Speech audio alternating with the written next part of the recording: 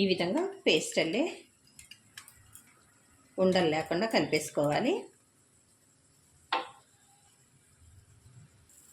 ఈ కలుపుకున్న మసాలా మొత్తం వేసేసుకోవాలి. ఇందులోనికే కొద్దిగా వాటర్ కూడా పోసుకొని వేసుకోవాలి.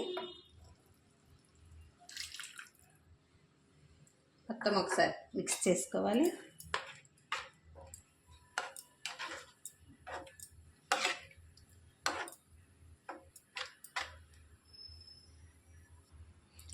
ఒకసారి మూత తీసి చూసుకొని ఈ విధంగా బబుల్స్ వచ్చేటప్పుడు ఊరి పెట్టుకునే పేస్ట్ వేసేసుకోవాలి.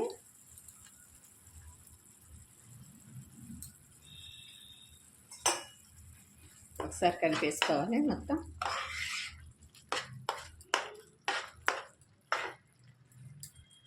కొద్దిగా వాటర్ పోసుకోవాలి.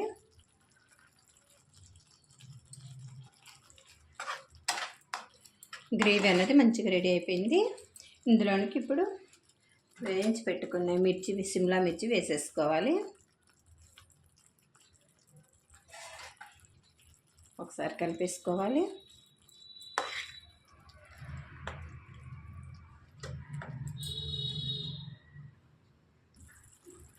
పైన కొద్దిగా కొత్తిమీర చల్లుకోవాలి. స్టవ్ వెలిగించుకొని చిన్న మూకుడు పెట్టేసుకొని కొద్దిగా ఆయిల్ వేసుకోవాలండి. అందులోనికి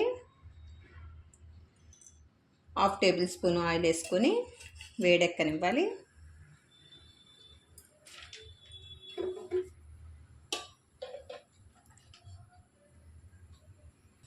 ఆయిల్ వేడెక్కింది. స్టవ్ ఆఫ్ చేసేసుకొని ఒక 1/2 టేబుల్ స్పూను కాశ్మీరీ చిల్లీ వేసుకోవాలండి ఆయిల్లో.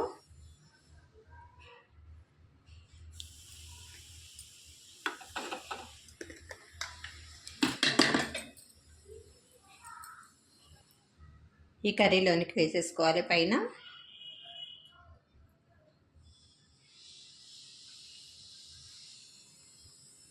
ఒక నిమిషం పాటు మూత వేసి పెట్టుకోవాలి. రెడీ అయిపోయిందండి. సులువుగా, ఈజీగా, టేస్టీగా సిమ్లా మిర్చి గ్రేవీ కర్రీ అండి.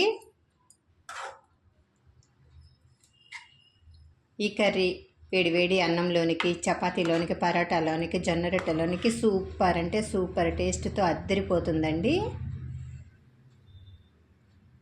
మీరు ఒకసారి ట్రై చేసి చూడండి. ఎలా వచ్చిందో కామెంట్ చేయండి. నచ్చితే లైక్ చేయండి. మరిన్ని టేస్టీ రెసిపీస్ కోసం అంజు రుచులు ఛానల్ని సబ్స్క్రైబ్ చేసుకోవటం